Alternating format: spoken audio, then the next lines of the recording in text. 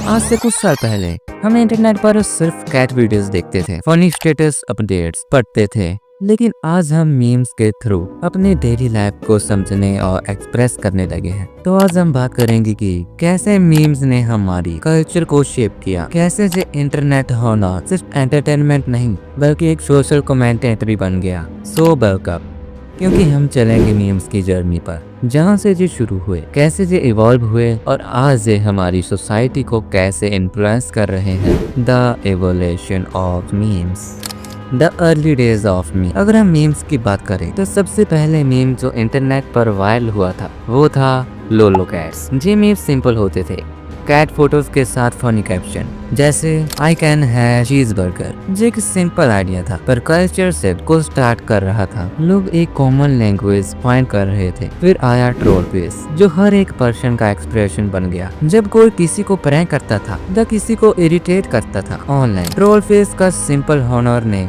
Energy को represent किया था इंटरनेट पर।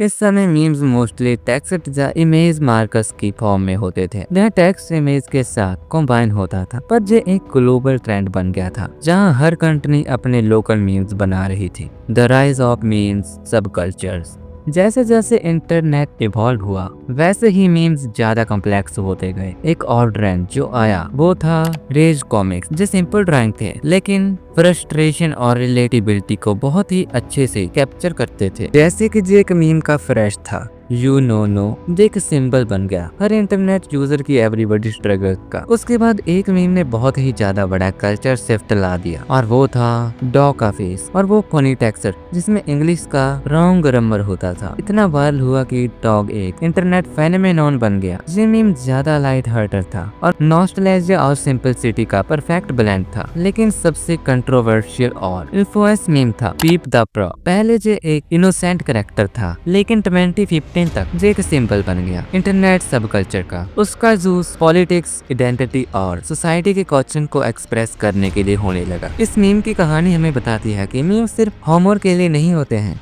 बल्कि ये पॉलिटिकल और सोशल टूल भी बन सकते हैं। Memes as reflection of society. अब जब मीम इतने पॉपुलर हो गए तो ये सिर्फ एंटरटेनमेंट का मीडियम नहीं बल्कि सोसाइटी का रिफ्लेक्शन बन गए। एक परफेक्ट एग्जांपल है डिस्ट्रैक्ट बॉयफ्रेंड मीम। ये एक इमेज जिसमें एक बॉयफ्रेंड अपनी गर्लफ्रेंड को इग्नोर करके किसी और लड़की की तरफ देख रहा होता है। लोग इस इमेज को अपनी पर्सनल लाइफ की सिचुएशन में फिट करने लग गए, जैसे करियर डिसीजन या रिलेशनशिप चॉइसेस। ये एक मेटाफर बन गया। उसके बाद आया मॉकिंग स्पंजबॉब मीम। इसमें एक डिस्टॉर्टेड इमेज थी स्पंजबॉब की और टेक्स्ट होता था जो किसी बात को सरकास्टिकली रिपीट करता था। इस मीम का यूज लोग अपनी फ्रस्ट्रेशन और मॉकिंग टोन को दिखाने के लिए करते थे। और फिर हाइड द पेन हार्लोड का जेमी, जिसमें एक मैन का फेस होता था जो किसी ऐसी सिचुएशन में होता है जहां वो खुश नहीं होता लेकिन उसको प्रिटेंड करना पड़ता है। ये मीम हमारे इनर स्ट्रगल्स और पब्लिक मास्क को दिखाता है। Memes and ride of the society movements. जब मीम्स ने पावर गेन कर लिया तब उन्होंने सोसाइटी मूवमेंट्स को भी सिंपलीफाई करना शुरू कर दिया। एक एग्जाम्पल है ब्लैक लिव्स मैटर मूवमेंट, जहां मीम्स हैशटैग के यूज अवेयरनेस राइज करने के लिए किया गया। इंटरनेट पर मीम्स ने एक्टिविज्म और सोशल जस्टिस को मेन स्ट्रीम बनाया। इसी तरह मी टू मूवमेंट में भी मीम्स और टीवीज का यूथ वुमेन की राइट और सेक्सुअल हैरेसमेंट के इश्यूज को हाईलाइट करने के लिए होने लगा। मीम्स ने कन्वर्सेशन को एक यूजुअल और अप्रोचेबल मीडियम बनाया जिसमें लोग अपने एक्सप्रेशन को शेयर करते थे। वीडियोस फीलिंग टू सीरियस और फॉर्मल। और जब क्लाइमेट चेंज पर मीम्स बनाए गए तो ये एक लाइट हार्टेड तरीके से सीरियस इशू को टैकल कर रहे थे। मीम के थ्रू यूथ अपने एनवायरमेंटल कॉन्शियसनेस शेयर कर रहे थे और सोशल मीडिया पे ये मूवमेंट एक वायरल फोर्स बन गया। Memes as a culture force. तो ये थी एक छोटी सी कहानी।